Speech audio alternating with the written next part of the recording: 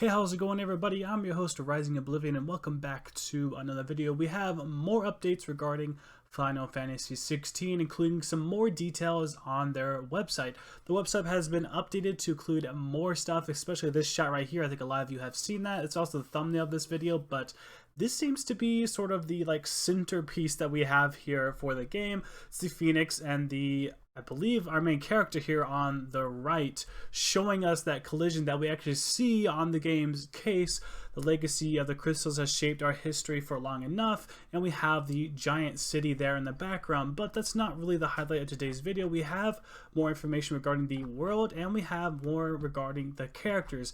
I might talk about the world in a different video, but it looks like we have some pretty cool stuff here, and this website's honestly pretty dope as well. But we have some in-depth details about the characters here, confirming the fact that they are brothers. So we have Clive Rosefield, we have Joshua Rosefield, and then we have more about Jill Warwick. So we have these three characters here for now, but we might end up getting some more in the future. But let's just go over each of these characters and sort of talk about what they have here. So the firstborn son of the Archduke of Rosera, I believe is what they're talking about here, kind of goes with their last name.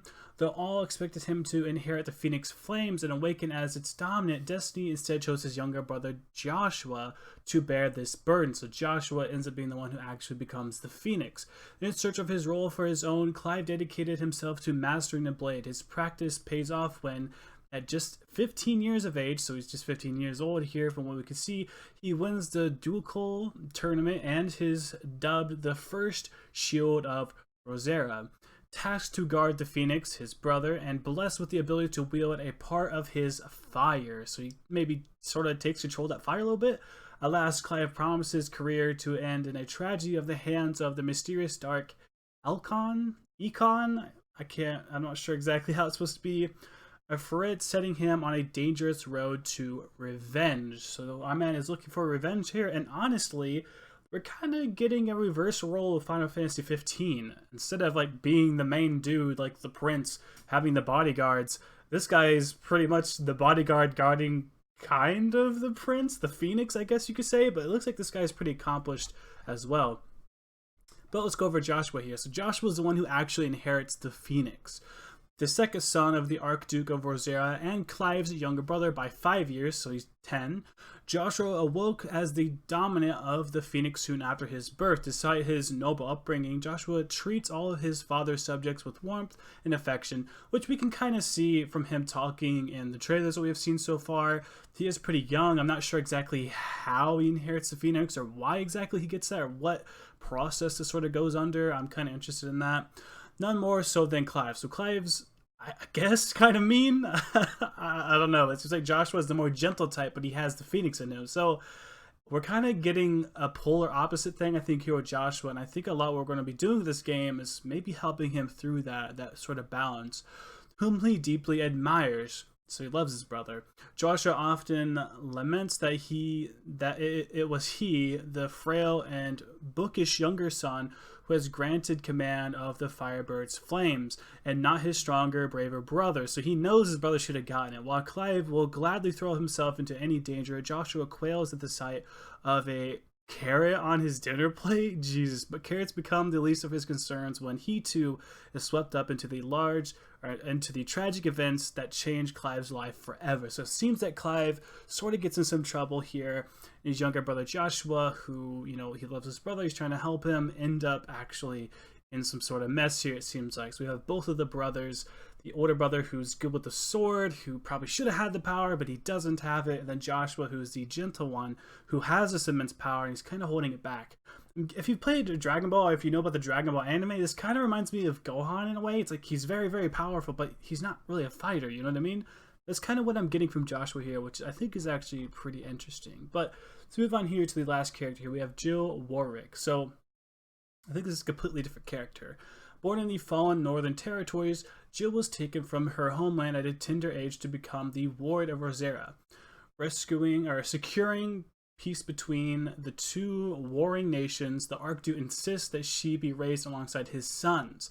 So it sounds like she's not actually part of the family, but she was taken in, and now at 12 years of age, she is as much a part of the Rosefield household as Clive and Joshua. So basically, like an adopted sister, ever kind, gracious, and unassuming. Jill has become a trusted confidant to the brothers. So maybe a healer type character. We don't really know her personality here. We don't really get much talking a whole lot about her personality, but it seems that maybe she was taken in pretty young, so it looks like taken from her home at a tender age to become so maybe she's been with the brothers for a long time, growing up with the brothers, so she might have known them for a very long time actually. So this is our main three characters here, and I bet this will be the mainstay of the party here. Clive kind of being the dude who does the, you know, physical attacks. Then we have Joshua here, who might be more of a mage type character, with the Phoenix sort of being maybe a summon. I'm not 100% sure how it's going to work exactly. And then Jill, who I bet is going to be more of a healer type of character. So that might be the three characters that we're sort of getting first in the party, and then more later on. But yeah, I think this is about all we have so far. But I'm excited for this game. Honestly, seeing these characters look pretty cool. Honestly, I think so. The game looks decently polished. Cool story. I like the setting. It's going back to the lore, which is cool. Talking about the crystals, their power. We're learning about the Phoenix. And with the trailer, we had seen people like Shiva. We've seen the big summon Shiva and a couple of the characters. So who knows? Maybe we might also discover the origin of other summons like Shiva. We might end up seeing some different stuff like that. And I believe right here is a younger version of Clive, because I'm pretty sure the cover there, I think this is Clive again at the top. I'm pretty sure this is Clive once again years later, I think, because he's wearing the same outfit, he's got the sword, blah blah blah. I believe this is Clive again with this one here and the Phoenix, so you can sort of see them clashing.